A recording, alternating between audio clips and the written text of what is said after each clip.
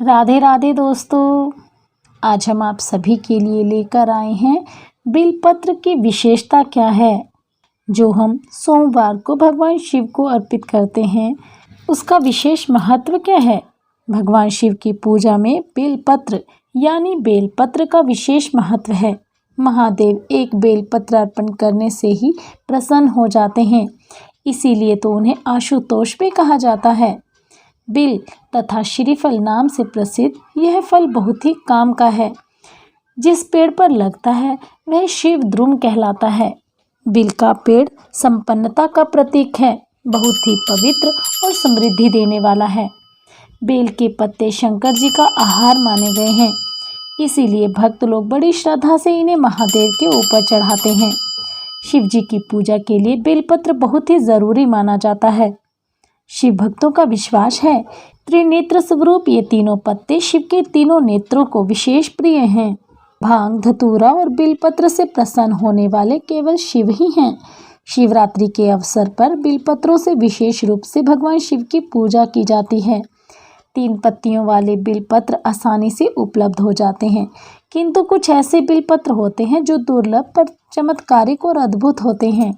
श्रीमद् देवी भागवत में वर्णन किया गया है कि जो व्यक्ति मां भगवती को बेलपत्र अर्पित करता है वह कभी भी किसी भी परिस्थिति में दुखी नहीं होता। उसे हर तरह की सिद्धि प्राप्त होती है, कई जन्मों के पापों से मुक्ति मिलती है। वह भगवान भोलेनाथ का प्रिय भक्त हो जाता है, उसकी सभी मनोकामनाएं पूर्ण होती हैं और अंत में मोक्ष की प्राप्ति होती है। बेलपत्र 4 प्रकार के होते हैं। अखंड बेलपत्र, 3 पत्तियों वाले बेलपत्र और 6 से 21 पत्तियों तक के बेलपत्र और श्वेत बेलपत्र। इन सभी बेलपत्रों का अपना अपना आध्यात्मिक महत्व है। आप हैरान हो जाएंगे यह जानकर कि कैसे ये बेलपत्र आपको भाग्यवान बना सकते हैं और लक्ष्मी की कृपा दिला सकते हैं।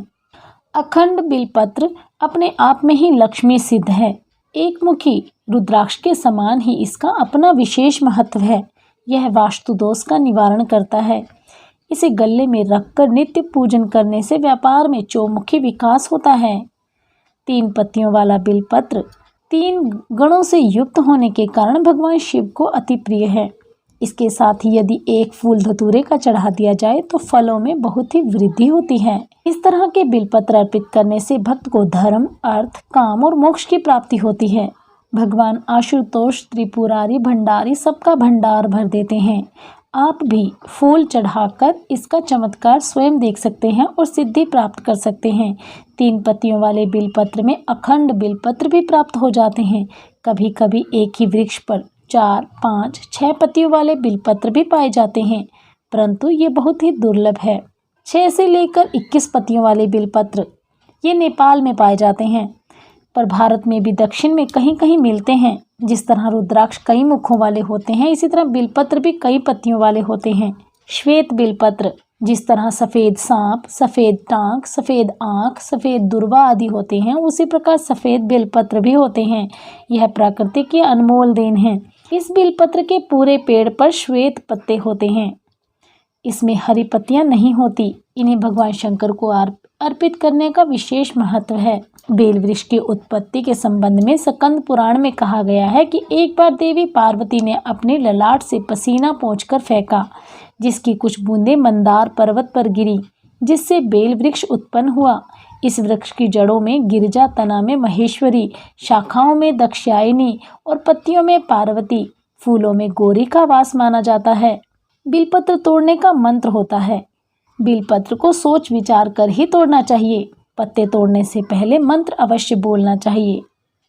अमृतोद्भव श्री वृक्ष महादेव प्रिय सदा गृह्यामि तव पत्राणि शिव पूजा अर्थम आदरात।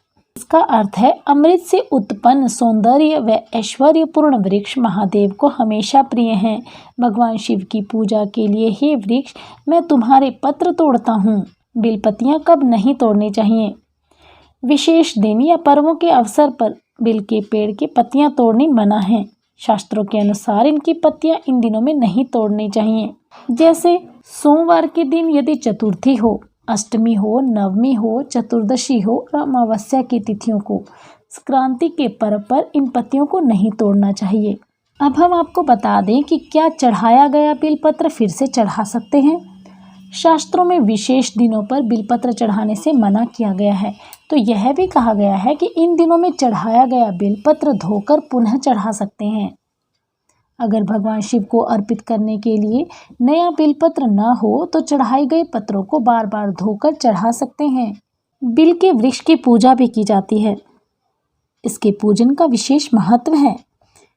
यह हमारे कष्टों को दूर करता है। भगवान शिव को चढ़ाने का भाव ये होता है कि जीवन में हम भी लोगों के संकट में काम आए। दूसरों के दुख के समय काम आने वाला व्यक्ति या वस्तु भगवान शिव को प्रिय है। सारी वनस्पतियां भगवान शिव की कृपा से ही हमें मिली हैं। हमारे अंदर पेड़ों के प्रति सद्भावना होती है। यह भावना पेड़ पौधों की रक्षा व सुरक्षा के लिए प्रेरित करती है। बिलपत्र यह मंत्र बोलकर चढ़ाया जाता है।